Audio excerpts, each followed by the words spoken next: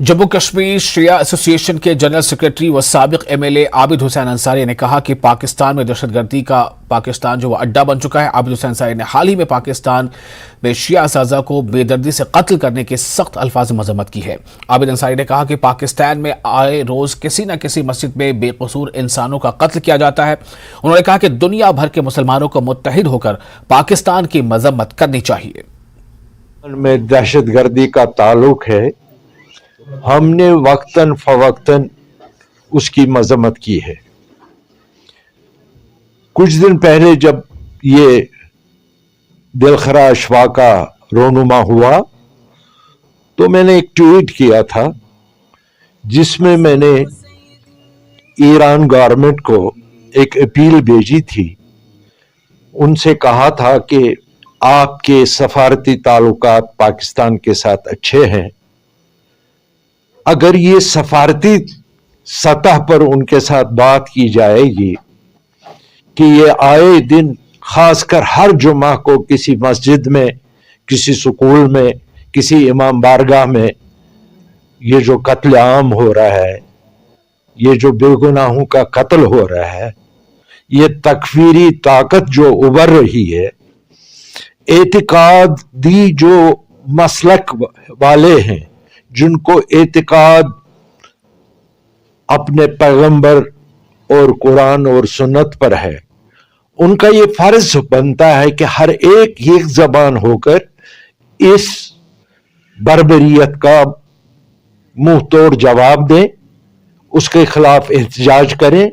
और खासकर मैंने इमाम खामनाई साहब से गुजारिश की है कि वो पाकिस्तान के हुकाम से बात करे कि ये रोज रोज ये जेनोसाइड जो हो रहा है शिया मुस्लिम का, इनका क्या कसूर है? इनका कसूर ये है कि ये पैगंबर के औलादों को दर्जा देते हैं, उनको अपना आइडियल मानते हैं, इसी वजह से इनका कत्ल काम हो रहा है। पाकिस्तान वो पाकिस्तान अब नहीं रहा, वो दहशतगर्दी का एक अड्डा बन गया है।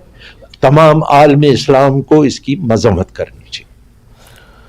और राजौरी में शहीद होने वाले फौजी जवान नीलम सिंह की अखनौर में आखिरी रस्मात अंजाम दी गई।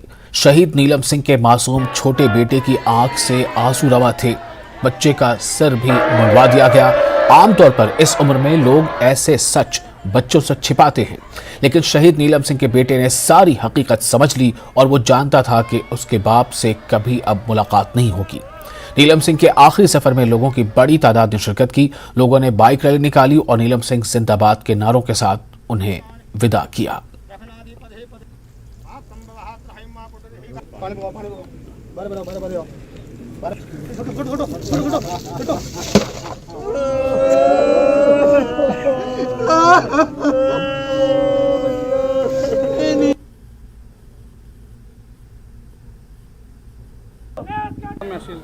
पाकिस्तान को क्यों, हमारे सेंटर में अच्छी सरकार है, मोदी जी बहुत अच्छे हमारे प्रधानमंत्री है, लेकिन पाकिस्तान को ख़त्म ही कर देना चाहिए जड़ से, क्योंकि लाखों आदमी लाखों घर बर्बाद हुए हैं।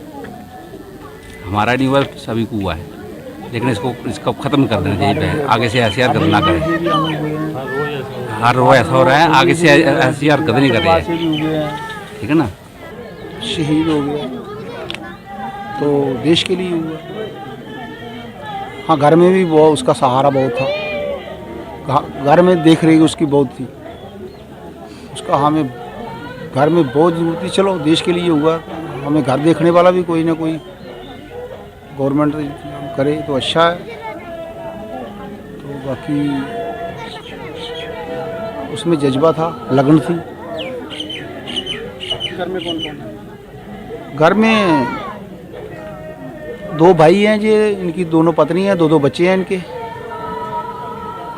तो पाकिस्तान को मैसेज कायराना हरकत करते हुए छुप कर वार किया है, जिसमें हमारे 5 जो नौजवान हैं वो शहीद हुए और कुछ जख्मी भी हुए। जैसा कि पहले भी और अब भी इन शहीदों की शहादत जो है वो बेकार नहीं जाएगी,